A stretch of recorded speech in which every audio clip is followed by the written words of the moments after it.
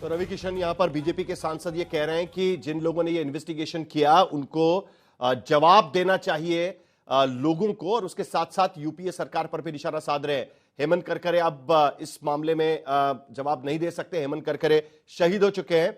हमारे साथ में ऋत्विक भी इस वक्त जुड़े हुए हैं। ऋत्विक, और क्या जानकारी, कितने देर में लेफ्टिनेंट कर्नल पुरोहित और साध्वी प्रज्ञा सिंह ठाकुर की प्रतिक्रिया हम एक्सपेक्ट कर सकते हैं? क्योंकि अभी धीरे धीरे एक एक करके वकील बाहर निकल रहे हैं। एक्यूज्ड जो थे अब जो बरी हो चुके हैं 17 साल के बाद, उनकी भी प्रतिक्रियाएं हम एक्सपेक्ट कर सकते हैं थोड़ी देर में। और सबसे बड़ी बात, जो जख्मी है, जो मारे गए थे, उनके परिवार वाले भी क्या हाईकोर्ट में जाने की तैयारी कर रहे हैं? ऋत्विक।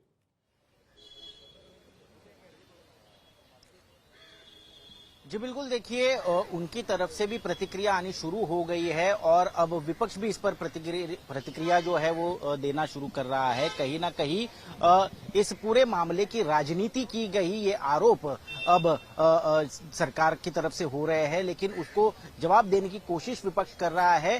जो घायल हुए थे, जिनकी मौत हुई थी इस बम ब्लास्ट मामले में, शायद वो हाईकोर्ट का दरवाजा खटखटा सकते हैं, क्योंकि उनके वकील यहां पर आकर मीडिया कर्मियों से बात कर रहे हैं और साथ ही साथ जो आरोपी थे उनके भी वकील आकर किस तरह से ये 17 साल का संघर्ष उन्हें करना पड़ा, किस तरह से ये लड़ाई लड़ी, उसके बारे में जानकारी दे रहे हैं। किस बिना पर और सबूतों के अभाव के कारण सभी 7 आरोपियों को बरी किस तरह से किया गया और इसमें कितनी यातना उनको झेलनी पड़ी, ये बयां वो करते नजर आ रहे हैं। किसी भी समय अब कर्नल पुरोहित हो या साध्वी प्रज्ञा सिंह ठाकुर हो, वो special NIA court, sessions court के गेट नंबर 3 से बाहर निकल कर आ सकते हैं और एक बार वो बाहर निकल कर आ गए तो उनकी पहली प्रतिक्रिया जो है वो हम आप तक, आज तक के दर्शकों के लिए पहुंचाने की पूरी कोशिश करेंगे। ऋत्विक, अलग अलग प्रतिक्रिया यहां पर आ रही है। असदुद्दीन ओवैसी, एआईएमआईएम के सांसद और अध्यक्ष, इनकी भी प्रतिक्रिया इस वक्त आई है। थोड़ी देर में वो प्रतिक्रिया भी हम आपके सामने रखेंगे।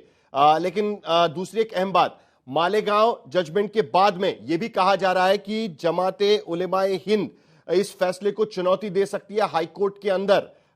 इसकी भी तैयारी वहां पर की जा रही है। दूसरी, एनआईए को अदालत ने साफ शब्दों में कहा है कि जो 2 एक्यूज्ड अभी भी मिल नहीं पाए हैं, वो जब मिलेंगे तब उनके खिलाफ अलग से चार्जशीट फाइल की जाए। ऋत्विक।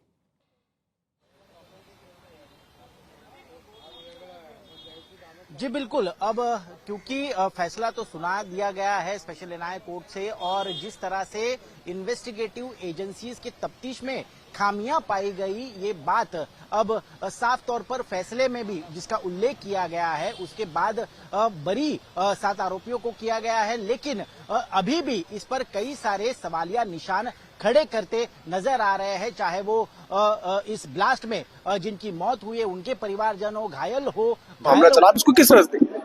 ये लगातार दूसरा मामला है जिसमें मुंबई हाईकोर्ट ने सभी आरोपियों को बरी कर दिया। ये इस बात को दोहराता है कि हमारी जो भी सुरक्षा एजेंसीज है, लॉ इन्फोर्सिंग एजेंसीज है, उन्होंने इस केस को जिस तरह से जांच की, तहकीकात की, किस तरह से उन्होंने सबूत जुटाए, किस तरह से उन्होंने आरोपियों पर, अगर वो अब निष्पाप है, अगर वो स्कॉट फ्री उनको एक्विट कर दिया है, तो ऐसे कौन उनका भी एक मुताना करेगा, और जो मारे गए उन लोगों के परिवार को क्या आपका उत्तर रहेगा? सरकार की जिम्मेदारी थी, लॉ एनफोर्समेंट एजेंसी की जिम्मेदारी थी कि इस चीज को, इतना संगीन मामला, इतना गंभीर मामला, उसको किस तरह से लिया जाए। और ये सब जुड़ाने के बाद भी अगर असमर्थता या ये इस तरह से फेलियर कहेंगे तो एक बहुत बड़ा सवाल खड़ा रहता है आम नागरिक के दिल में भी कि हमारी सुरक्षा की इंतजाम क्या है, आखिर में सरकार की क्या जिम्मेदारी है? सबूत नहीं मिले, इस तरह की बातें कही जा रही है। सब वही बोलते हैं, उसका तो एक बेसिक ये रहता है, कोड यही कहता है कि prosecution is not able to establish beyond reasonable doubt, and then when prosecution fails, the entire thing naturally, I mean, one has to accused has to get acquitted. लेकिन सर आप मुझे तो ये जो 17 साल का पूरा ये हो गया, इससे तो इस पूरे मामले को लेकर अब शिवसेना यूबीटी की भी प्रतिक्रिया इस वक्त आ रही है। अनिल देसाई, शिवसेना यूबीटी के सांसद, इस वक्त बात कर रहे थे पार्लियामेंट के भीतर। और एक बड़ी खबर, असदुद्दीन ओवैसी की भी प्रतिक्रिया इसको लेकर आ रही है। लेकिन अभी शुरुआत के पहले ओवैसी ने कहा है कि फैसले से नाउम्मीदी हुई है। साथ साथ उन्होंने कहा है कि 17 साल के बाद कोर्ट ने सभी आरोपियों को बरी कर दिया। 6 नमाजी मारे गए, 100 घायल थे।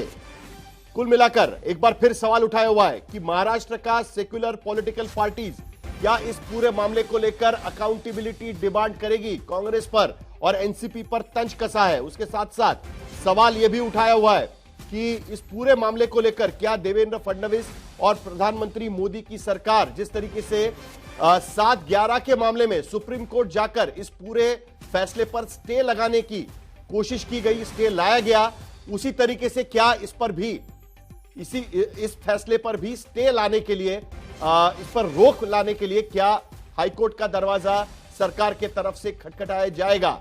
इस पूरे मामले को लेकर सरकार की क्या भूमिका है, इस पर दरअसल असदुद्दीन ओवैसी सवाल उठा रहे हैं। इस पूरे मामले को लेकर अरविंद सावंत, शिवसेना यूबीटी के सांसद, क्या कह रहे हैं, जरा एक बार सुन लेते हैं। रेल का सीरियल एक्सीडेंट जो हुआ है, इतने लोग मरने के बाद में भी वहाँ भी सुनवाई को उनको रिहा कर दिया। क्यों? मतलब उनको रिहा किया तो फिर बुरा लगता है। 19 बरस लग गए। ये भी इंसिडेंट 2008 में हुआ। इतने सालों के बाद आप उनको याद करें, उनको अंडर टेंशन रहते हैं लोग, उनके पास देखने की लोगों की नजरिया भी अच्छी है। दिव्येश सिंह हमारे संवाददाता इस वक्त अदालत से यहां पर जुड़ रहे हैं। दिव्येश, बड़ी खबर इस वक्त की, 7 आरोपी बरी। असदुद्दीन ओवैसी कह रहे हैं कि क्या इस मामले को लेकर हाईकोर्ट का दरवाजा खटखटाया जाएगा, क्या इस तरह की कोई तैयारी, और उसके साथ साथ अदालत ने जो लोग मारे गए हैं उनको भी कॉम्पेंसेशन की घोषणा की गई है अदालत के अंदर। और विद्या इससे पहले जो बता रही थी, खास करके जो एटीएस ने इस मामले में शुरुआत में कॉल इंटरसेप्ट किए गए थे, उस एविडेंस को लेकर भी अदालत ने आज क्या किया। इन सारे मुद्दों को लेकर क्या हलचल वहां पर, दिवेश? जी साहिल, आपको बता दें कि जो मारे गए लोग थे, 6 लोग मारे गए थे, 101 लोग जख्मी थे।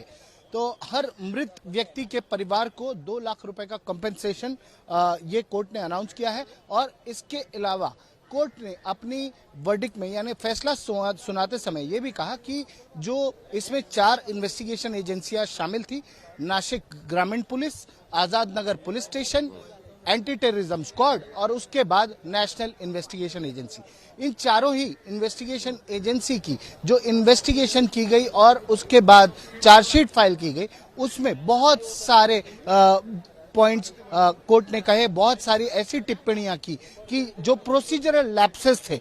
सबसे पहली और अहम मुद्दा कि जो पंचनामा था, जो स्पॉट पंचनामा होता है किसी भी क्रिमिनल केस में, सीन ऑफ क्राइम होता है, एक मिनट मैं आपको रोकना चाहूंगा। नवनीत राणा, भारतीय जनता पार्टी के नेता, पूर्व सांसद, इस वक्त मेरे साथ फोन लाइन पर मौजूद है। नवनीत राणा, आपकी सबसे पहली प्रतिक्रिया क्या है इस पूरे मामले को लेकर? और दूसरा सवाल जो असदुद्दीन ओवैसी पूछ रहे हैं, जिस तरीके से 7/11 के मामले में भारतीय जनता पार्टी की सरकार सुप्रीम कोर्ट में गई और सुप्रीम कोर्ट में जाकर उस पर स्टे लगवाया, क्या इस बार भी इसके बारे में कोशिश की जाएगी? नवनीत राणा।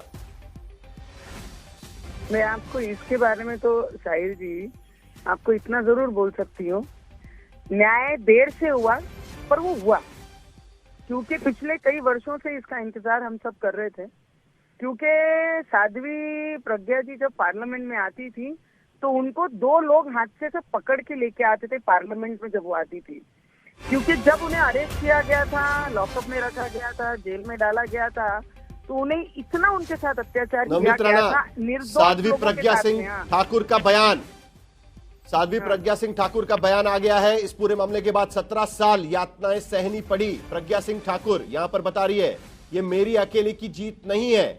साध्वी प्रज्ञा सिंह ठाकुर ने कहा है 17 साल यातनाएं सहनी पड़ी। साध्वी प्रज्ञा सिंह ठाकुर कह रही है उनकी 17 साल में मेरी जिंदगी तबाह हुई, बहुत यातनाएं मैंने सही है। साध्वी प्रज्ञा सिंह ठाकुर इस फैसले के बाद, बरी होने के बाद, साध्वी प्रज्ञा सिंह ठाकुर का बयान, ये भगवा की भी जीत है, प्रज्ञा सिंह ठाकुर कह रही है। नवनीत राणा, यह भगवा की जीत है, भगवा का अपमान करने वालों को भगवान सजा देगा, यह भी प्रज्ञा सिंह ठाकुर कह रही है। मैं वही कह रही हूँ नवनीत राणा, साहिल जी, आपके ही चैनल पे बहुत सारी डिबेट मैंने ऑपरेशन सिंदूर पे सुनी, पर आज जो निर्णय हुआ है मैं उसके बारे में इतना ही कहना चाहूंगी कि भगवा विरोधी जितने भी लोग थे उस समय उन्होंने टारगेट करके सिर्फ भगवा प्रेमियों को ही इस दोष में अंदर डाला था, इस दोष के लिए उनको दोषी ठहराया था, और आज इतने सालों के बाद आज उन्हें उनके हित में ये निर्णय लगा है। मुझे लगता है ये सिर्फ उन लोगों के लिए नहीं, हम जैसे लोग जो देश भक्ति करते हैं, जो देश से प्रेम करते हैं, ये हमारी सब लोगों की जीत है। और साध्वी जी को तो मैंने खुद 5 साल पार्लियामेंट में देखा है, जहाँ पे उनसे चला भी नहीं जाता था, इतना अत्याचार उस समय की सरकार ने किया। आज ये अगर दोषी नहीं पाए गए हैं, तो जिन लोगों ने इन पे कार्रवाइयां की उस वक्त, उन सब पे कार्रवाई होनी चाहिए कि निर्दोष लोगों को इतने साल नवनीत राणा, आपको पता है कि एटीएस के चीफ हेमंत करकरे अब नहीं है, 26/11 के हमले में वो शहीद हो चुके हैं। यस, और मुंबई इसमें में बाकी जो इन्वेस्टिगेटर थे, 26/11 उनके नाम मैं आपको गिनवा सकता हूँ। मैं वही कह रही हूँ, जो ये ऑपरेशन सिंदूर के बारे में जो चर्चा लोकसभा में की गई, जो प्रश्न उठाए गए ऑपोजिशन से, उनसे भी मेरा यही सवाल था कि 26/11 जब हुआ, तब हमने हमारी आंखों से पुलिस डिपार्टमेंट के लोगों को, अधिकारियों को टेररिस्ट के हाथ से मरते हुए देखा, तो तब आप यहाँ से आज पाकिस्तान की आवाज ऑपोजिशन बोल रही है, तब हमारे पुलिस वालों के फेवर में ये आवाज कहाँ गई थी?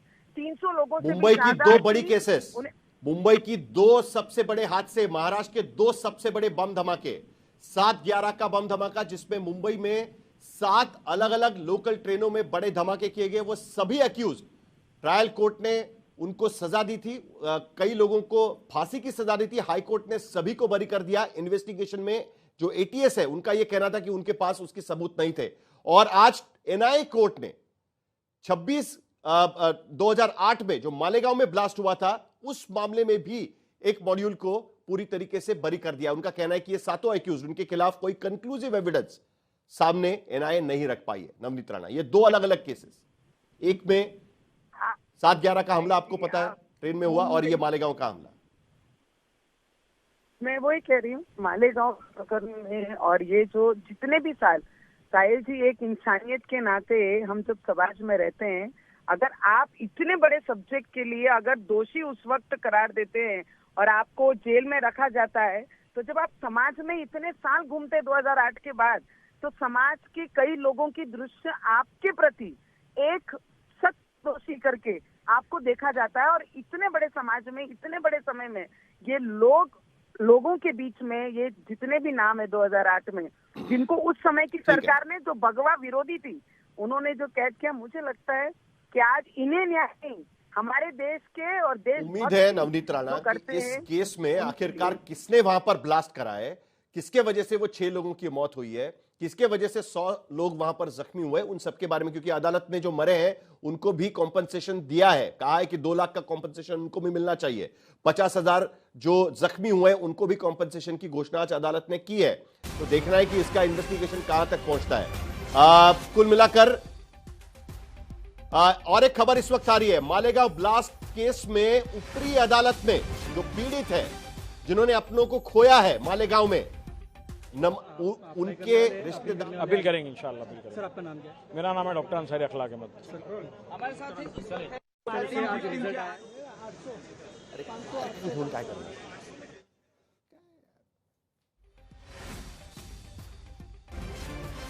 चलिए, दिव्येश सिंह हमारे साथ मौजूद है। दिव्येश, जो मालेगांव ब्लास्ट में जो लोग जख्मी हुए थे, जो मारे गए थे, उनके अपने अब अदालत हाईकोर्ट का दरवाजा खटखटाने की बात कर रहे हैं, क्या जानकारी इसको लेकर? जी बिल्कुल, आपको बता दें कि ट्रायल कोर्ट, सेशंस कोर्ट ने इस ट्रायल, 17 साल चले ट्रायल के बाद आज अपना फैसला सुनाया। फैसले में जो 7 आरोपी थे, लेफ्टिनेंट कर्नल पुरोहित, साध्वी प्रज्ञा सिंह ठाकुर, अन्य 5 लोग, सभी को बरी किया। बहुत से ऐसे पॉइंट उठाए अपने वर्डिक्ट में जज ए.के. लाहोटी ने। उन्होंने कहा कि ऐसा कोई सबूत नहीं मिला है जिसके तहत ये साबित किया जा सके कि लेफ्टिनेंट कर्नल पुरोहित आरडीएक्स कश्मीर से लाए थे। कोई सबूत नहीं है कि लेफ्टिनेंट कर्नल पुरोहित ने बम बनाया था। कोई सबूत नहीं है कि प्रज्ञा सिंह ठाकुर जो bike LML freedom motor bike इस्तेमाल हुई थी ब्लास्ट के लिए, ये प्रज्ञा सिंह ठाकुर की बाइक थी, इसका भी कोई सबूत नहीं है। उसका चेसी नंबर मिटा दिया गया था और वो कभी वापस वो नंबर मिला नहीं, चेसी नंबर मिला नहीं। तो ये साबित कैसे हुआ कि वो बाइक प्रज्ञा सिंह ठाकुर की थी?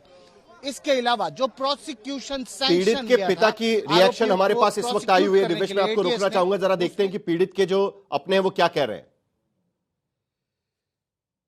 आज का जो हाई कोर्ट ने जो फैसला दिया है वो हमारे हक में नहीं है।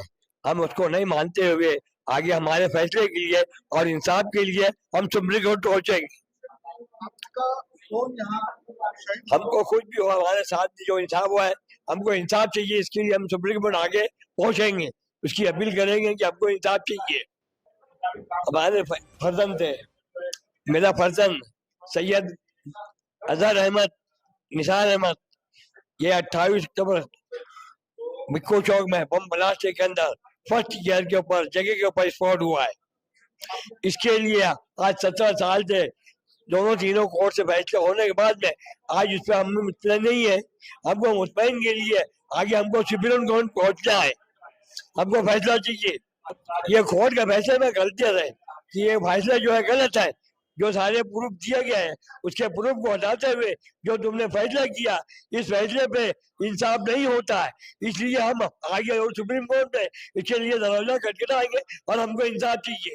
ये गलत किए क्या कोर्ट ने? हेमंत करकरे साहब ने जितने को पकड़े थे वो सब गुनहगार है। अगर वो नहीं किया है तो कौन किया? उनको हाजिर करना, पकड़ना था उनको। बम ब्लास्ट जो किया है, अब हम हाईकोर्ट से जो फैसला है हम सुप्रीम कोर्ट जाए। सुप्रीम कोर्ट जाएंगे, हमको फैसला मिलने होना।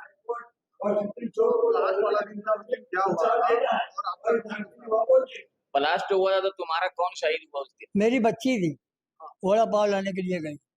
इनको सजा मिलने होना था। हेमंत करकरे साहब ने पकड़े इनको, कोई दूसरा नहीं पकड़ा था इनको, और सबूत के तौर पे पकड़े इनको। मालेगांव में हेमंत करकरे चौक वहां पर है। हेमंत करकरे, मालेगांव के कई लोगों का मानना था कि हेमंत करकरे ने यह केस क्रैक किया है, तो उसको लेकर उनके नाम से शहीद हेमंत करकरे चौक भी वहां पर बनाया गया था। एक सड़क को उनका नाम दिया गया था। और आज मालेगांव ब्लास्ट के पीड़ित ये कह रहे हैं कि हमको इंसाफ नहीं मिला है और हम इस बात को लेकर ऊपरी अदालत का दरवाजा खटखटाएंगे। बॉम्बे हाईकोर्ट जाने की तैयारी यहां पर करते हुए यहां पर साफ नजर आ रहे हैं। ऋत्विक भालेकर, मालेगांव ब्लास्ट को लेकर बाकी पॉलिटिकल रिएक्शंस किस तरीके से हैं? खास करके कांग्रेस एनसीपी की सरकार उस वक्त थी, आपको याद होगा कि तब इन्वेस्टिगेशन को लेकर शिवसेना और बीजेपी, तब तो शिवसेना यूनाइटेड शिवसेना थी, शिवसेना बीजेपी ने काफी हल्ला किया था। कांग्रेस एनसीपी की तरफ से इसको लेकर कुछ प्रतिक्रिया? ऋत्विक।